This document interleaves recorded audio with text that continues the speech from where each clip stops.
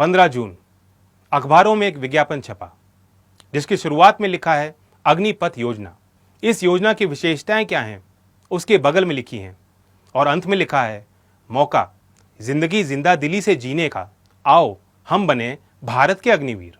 मतलब हमारे देश की सीमा की रक्षा करने वाले जवान अब स्वयं से पहले सेवा की शपथ नहीं लेंगे, अब वो जिंदा दिली से जीने के भाव के साथ दुश्मनों से लड़ेंगे और इसी की शपथ लेंगे।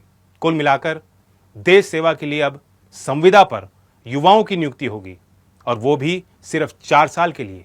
क्या सरकार ने इस योजना के निर्माण व क्रियान्वयन से पहले उन लोगों से कोई राय मशवरा किया जिनके लिए यह योजना बनाई है? अगर नहीं तो फिर अपनी मर्जी से सरकार ने यह कैसे तय कर लिया कि अग्निपथ योजना युवाओं के लिए लाभदायक होगी? सरकार का कहना है कि इसके बाद 25% तक भर्ती अग्निवीरों को सेना में स्थायी कर दिया जाएगा। तो क्या बाकी बचे 75% लोगों में हीन भावना नहीं आएगी? योजना को लेकर जो सबसे बड़े तर्क दिए जा रहे हैं वो ये हैं कि इजराइल जैसे देशों में भी ये व्यवस्था है। बात सही है, लेकिन इजराइल जैसे देशों में सेना आमने सामने कभी कभी लड़ती है। अधिकांश लड़ाई तकनीक से लड़ी जाती है। इन देशों के पास जो सैन्य तकनीक हैं उसमें भारत कहां खड़ा उतरता है?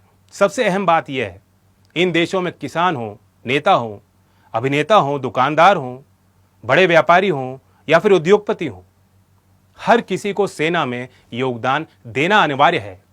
जिन देशों में इन्फेंट्री में स्थायी भर्ती कम है उनमें कमीशन बेसिस पर रिजर्व फोर्स से अनिवार्य रूप से आबादी को जोड़ा जाता है। लेकिन अग्निवीर योजना में ऐसी कोई बात नहीं है। मतलब साफ है, जैसे पहले गांव के किसान, मजदूर एवं मध्यम वर्ग के परिवारों के बच्चे ही सबसे ज्यादा सेना में शामिल होते थे, वो अब भी होंगे, क्योंकि वे वर्ग देश प्रेम की प्रबल भावना से ओतप्रोत है और उनके ऊपर परिवार के भरण पोषण की बड़ी जिम्मेदारी है। युवा दिन रात परिश्रम कर देश सेवा का जज्बा लेकर सेना में भर्ती होते हैं।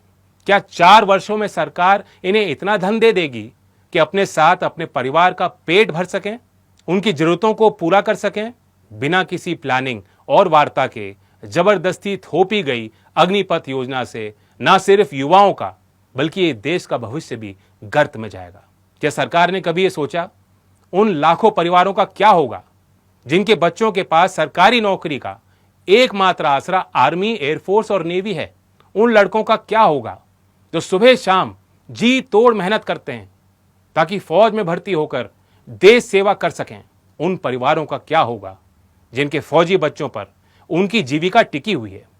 किसानों के ऊपर तो ये पहले ही कुठाराघात कर चुके हैं।